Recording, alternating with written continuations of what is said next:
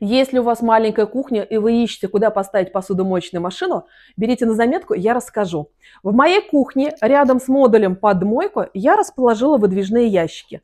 Потом у меня идет отсек с индукционной встроенной панелью, и под ней я сделала встроенную посудомоечную машину.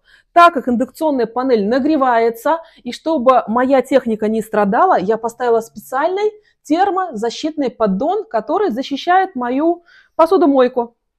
Берите на заметку, в мебельной фабрике Демира очень много крутых идей и фишек для вашей кухни.